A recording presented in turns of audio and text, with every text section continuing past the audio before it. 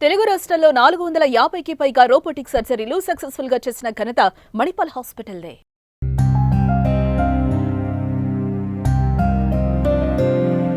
Hello, welcome to Suman TV. Pastham Mogulaiah అంటే చాలా మంది తెలియకపోవచ్చు. బలగం మొగలయ్య అంటే గుర్తొస్తుంది మీకు. ఎందుకంటే బలగం మూవీలో చివరిగా ఒక పాట వస్తుంది చూడండి, అది తెలంగాణ ఆత్మని ఊడ్చుకట్టినట్టు ఉండే పాట అది.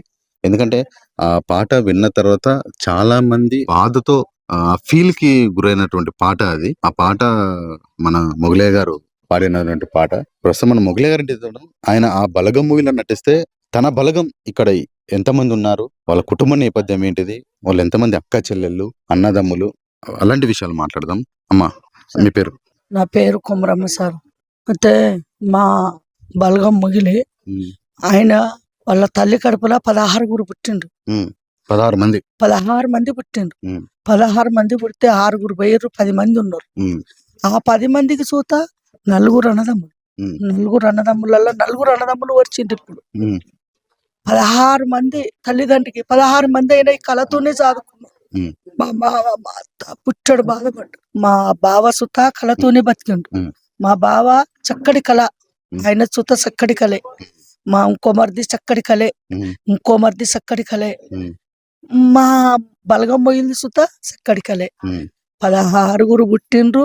వాళ్ళు 16 పుట్టినా అదే మాదిరిగా ఉన్నారు. వాళ్ళందరూ అక్క చెల్లెళ్ళు, అన్నదమ్ములు. మా అంటే నాకు దూరపు చుట్టపు కాదు ఆయన, మా మేనమావ కొడుకు, నేను మేనత్త బిడ్డని. తల్లిదండ్రికి వాళ్ళిద్దరే పుట్టిర్రు, అన్న చెల్లెలు. మా మామ అమ్మ. మేము పుట్టింది మా తల్లి కడుపులా మేము 5 అక్క చెల్లెళ్ళము, 2 తమ్ముళ్ళు మాకు. మేము మా బలగం, మా తల్లిగారి బలగం చూత, మా మామ తోడబుట్టిన చెల్లెకు చూత, మావే కన్న తల్లి, మా తల్లి చూత మేము పెద్ద బలగమే. మొగిలి బలగం చూత ఇక అక్క చెల్లెళ్ళకు పుట్టినోళ్ళు, అన్నదమ్ములకు పుట్టినోళ్ళు, మనమన్లు, మనమరాళ్ళు, ఇక మొత్తం కుటుంబం అంటే ఇక బాగా పెరిగిపోయింది మా కుటుంబం అని. ఇక ఏ బలగం ఉన్నా ఆస్తి లేని పని ఉత్తదే సార్, అర్థం లేను బతుకు ఎడతాం అన్నట్టు. ఇక ఈ బతుకుతూనే బతుకుంటూ వచ్చిన సార్. ఇక అదే బతుకుతూ బతికినాం. అందరికీ ఈ ప్రభుత్వము సార్లకు సుత రేవంత్ రెడ్డి సారుకు, పున్న ప్రభాకర్ సారుకు, ఈ సార్లు ఇప్పుడు ఆ సార్ల పేరు, 2 సార్ల పేరు అయితే గుర్తున్నది. ఆ సార్లకు నా తల ఉంచి వాళ్ళ పాదాలకు ధన్యవాదాలు కోరుకుంటాను. నేను 16 ఆపరేషన్లు చేసి కొంచెం లోతుల పడ్డా సార్. నాకు సార్ల దయ సార్. మా పిల్లలు, నా కొడుకు, నా భర్తకే అది ఉన్నదంటే నా కొడుకు సుత బేబీ షుగర్ ఉన్నది. మొన్న హాస్పిటల్ పోస్తుందా నా కొడుకు సుత కిడ్నీలు కొంచెం డామేజ్ అవుతున్నాయి అని చెప్పింది సార్. నా బిడ్డలు 2 మనవరాళ్ళు. ఒక్క ఆమె 22 సంవత్సరాలు ఉంటది, ఒక్క ఆమె బీటెక్కి చదువుతుంది, ఒక్క ఆమె 2 బీటెక్కి చదువుతుండ్రు. 2 మనవరాళ్ళకు, మా సార్లకు అందరకు, మా రేవంత్ రెడ్డి సార్కు, పొన్న ప్రభాకర్ సార్ సుత ఒప్పుకున్నాడు. మా సార్లకు తల ఉంచి ధన్యవాదాలు ఇస్తున్నాం. మా 2 పిల్లలకు జాబ్. ఖచ్చితంగా మీకు వాళ్ళు మేమే దయించి మీకు ఆర్థికంగా వీళ్ళు ఖచ్చితంగా చేస్తారమ్మా. నా పిల్లలకు జాబ్. ఇక్కడ బలగం మొగలయ్య బలగం చూసారు కదా, వాళ్ళు ఎంతమందో ఆమె మాటలు తను బలగం మొగలయ్య గారి భార్య. ఇక్కడ మీరు వెనకాల కూడా చూసుకోవచ్చు, వాళ్ళ బలగంతోనే ఇక్కడ వాళ్ళ ఇంటి వద్ద ఉన్నాము. అయితే తనకు బలగం తన కుటుంబం అయినా కానీ బలం మాత్రం అంటే ఆరోగ్యపరంగా తనకు బలం లేదు అని చెప్పేసి వాళ్ళ భార్య మనతో పాటు చెప్పుకుంటున్నారు.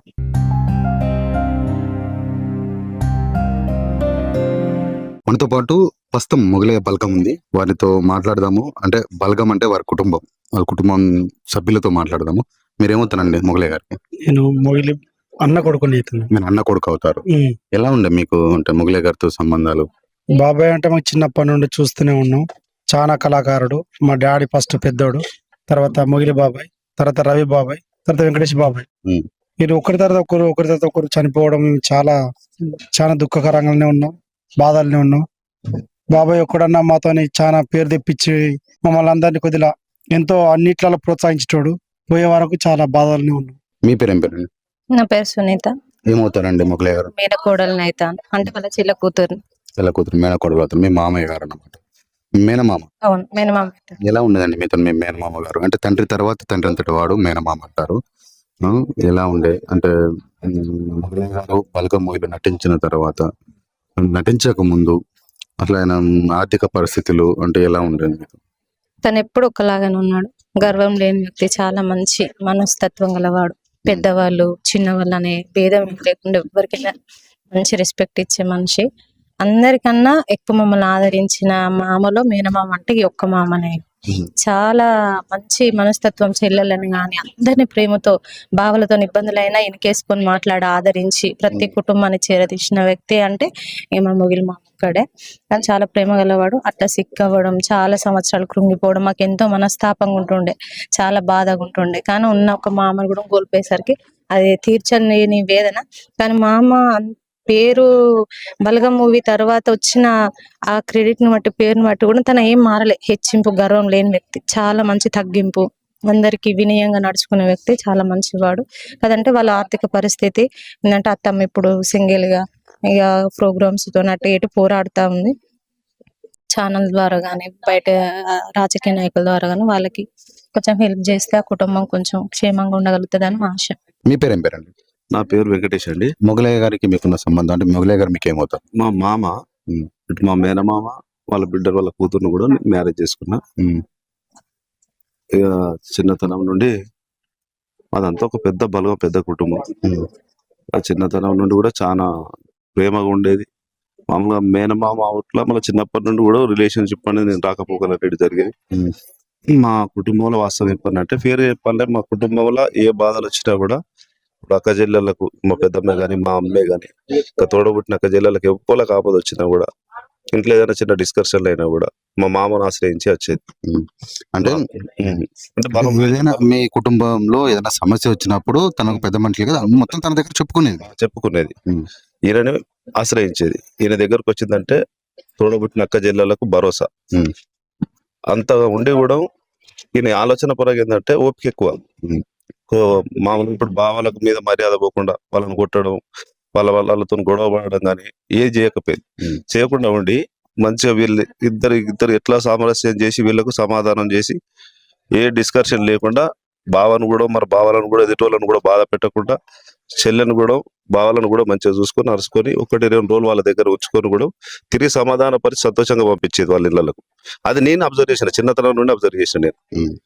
నేను పెద్ద అయిన తర్వాత కూడా కొన్ని రోజులు నేను కూడా ఒక 2-3 సంవత్సరాలు మామ వాళ్ళతోని, మా పెద్దమ్మ వాళ్ళతో, నాన్న వాళ్ళతోని, నాన్న కూడా మంచి కళాకారుడు, పెద్దమ్మ వీళ్ళు కూడా, పెద్ద నాన్న వీళ్ళంతా కళాకారులే, పెద్ద కళాకారులే. వీళ్ళతో ఒక 2-3 సంవత్సరాలు కూడా నేను బీఫార్మస్ చేసి కూడా 2-3 సంవత్సరాలు ప్రోగ్రామ్స్ కూడా పోయినా నేను.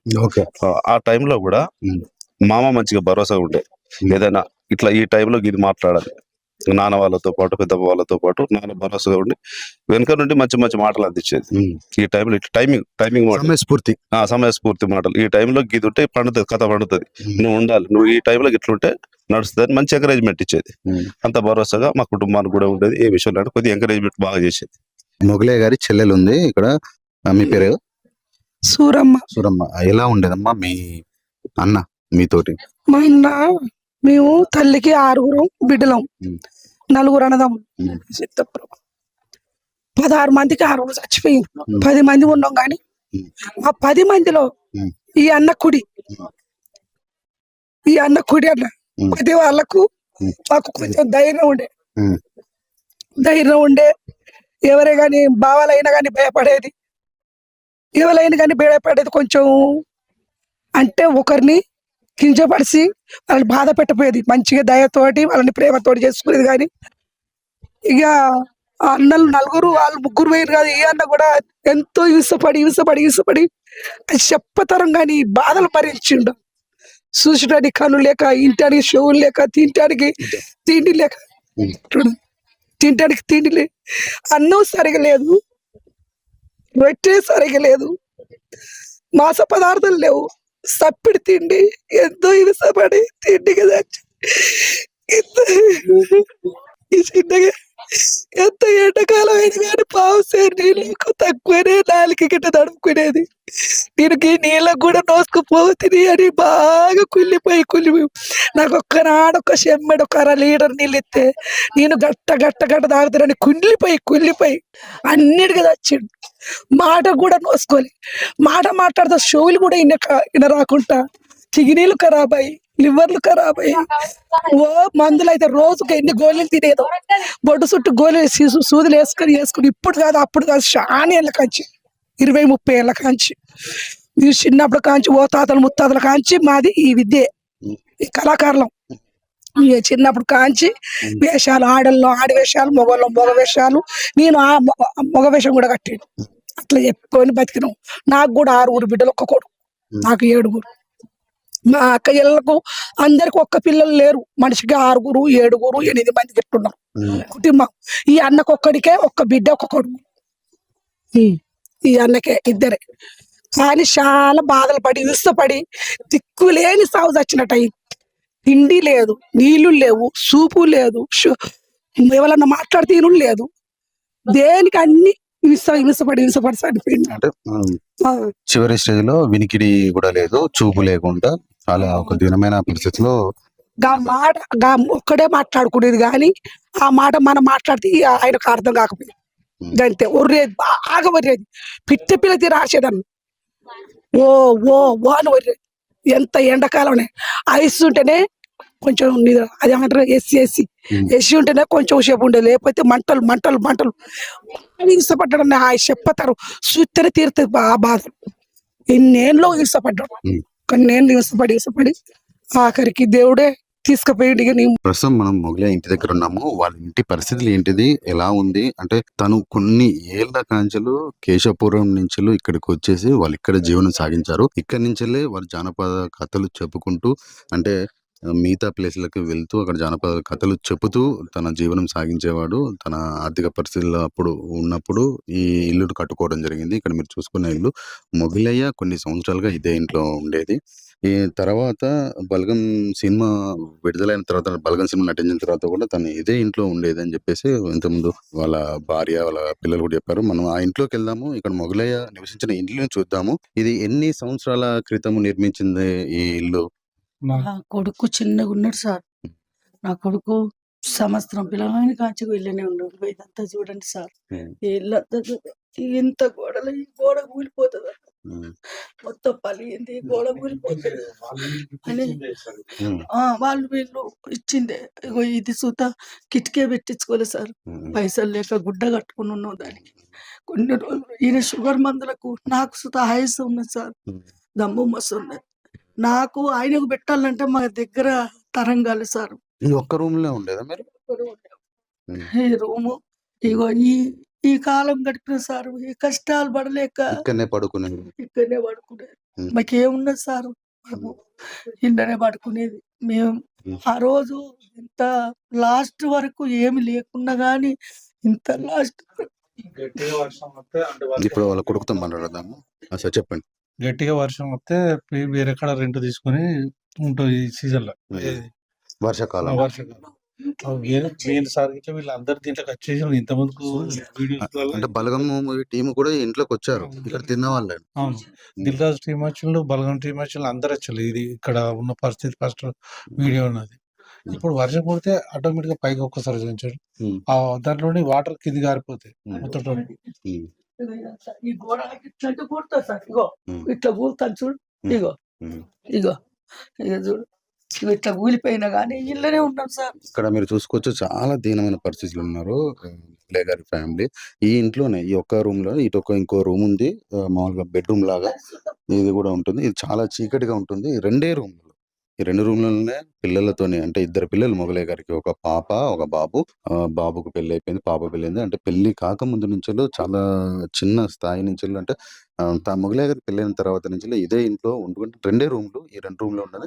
ఇక్కడ వాళ్ళ కొడుకు చెప్పేదంటే ఇక్కడ ఉన్నటువంటి కొన్ని వస్తువులు కూడా తనకు గిఫ్ట్ రూపంలో, అంటే తను ఎక్కడ పాటలు పాడటానికి జానపద కళలు వెళ్తానికి వెళ్ళినప్పుడే అక్కడ వాళ్ళు గిఫ్ట్ రూపంగా ఇచ్చేది. అలానే మా జీవనం సాగేదని చెప్పేది. ఇక్కడ గోడలు మీద చూసుకున్నట్టయితే గోడలు కూడా చాలా ఘోరంగా ఉన్నాయి. అంటే వర్షం వస్తే కూలిపోయే పరిస్థితిలో ఉన్నది. ఇలాంటి పరిస్థితిలో ఇప్పుడు మొగలయ్య గారి ఫ్యామిలీ ఉంది. చాలా బాధాకరంగా ఉన్నది.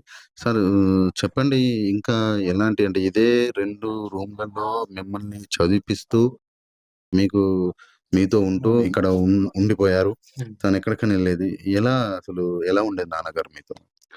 మాతోటి మంచిగా ఉండేది. ఆయన ఉన్నంత కాలం మంచిగా మంచిగా చూసుకునేది మమ్మల్ని. ఆయనకు ఆరోగ్యపరంగా ఎటువంటి సమస్య ఉన్నా కానీ మాకు చెప్పకుండా మాకు మంచిగా ప్రతి విషయంలో బాగానే చూసుకునేది. మ్యారేజ్ అయినాక నీ బతుకు నువ్వు బతకాలి కదా బిడ్డ అది అని చెప్పి పక్కా పంపించేసాడు. కానీ అంతకుముందు మాకు ఆ పరిస్థితిలో ఉండి కూడా మాకు పని అంటూ చెప్పలేదు. చిన్న మ్యారేజ్ అయ్యేంత వరకు ఆ స్థితిలో ఉన్నాం. ఓకే. ఇప్పుడు నాన్నగారు చనిపోయి ఒక 3 రోజులు అవుతుంది కదా! బలగం టీమ్ వచ్చారండి మొన్న చావుకి? నా చెల్లు రచ్చరవి గిట్లా వచ్చేసిండు. అది ఇప్పుడు సడన్‌గా జరిగే వారికే హ్మ్. ఇది హ్మ్. వేణు సార్ ఎక్కడనో దూరం ఉన్నాడట. హ్మ్. ఇది దిల్‌రాజు సార్ కూడా మాట్లాడిండు. హ్మ్. నేను విదేశాలలో ఉన్నా కొద్దిగా రావడానికి వీలు కదా.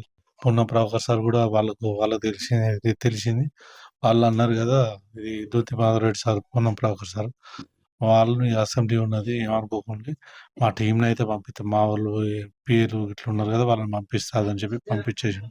ఇది సుదర్శన్ రెడ్డి సార్ కూడా వచ్చాడు. హ్మ్. ఇంకా సడెన్‌గా మొగలయ్య గారు కాలం చేసేసరికి ఇది ఎవరికీ తెలవలేదు. అందువల్ల అకారణంగా మరణించేసరికి రాలేకపోయారు వాళ్ళు. లేదంటే వాళ్ళు వచ్చేవారని చెప్పేసి మనతో పాటు అంటున్నారు. ఇప్పుడు ఎట్లైనా కర్మలు ఉన్నాయి కాబట్టి అప్పుడైనా వస్తారు కావచ్చు అని చెప్పేసి, అంతే కదండీ! అప్పుడు వస్తారని చెప్పేసి ఆశతో ఉన్నారు. కానీ మొత్తానికైతే మాత్రం మొగలయ్య గారి కుటుంబము, ఈ ఇంటి పరిస్థితి చూస్తుంటే చాలా దీనమైన పరిస్థితిలో ఉన్నది. అంటే కొన్ని సంవత్సరాలుగా దీనిలో గడిపి తను ఇక్కడనే కాలం చేయడం అనేది చాలా బాధాకరమైన విషయం.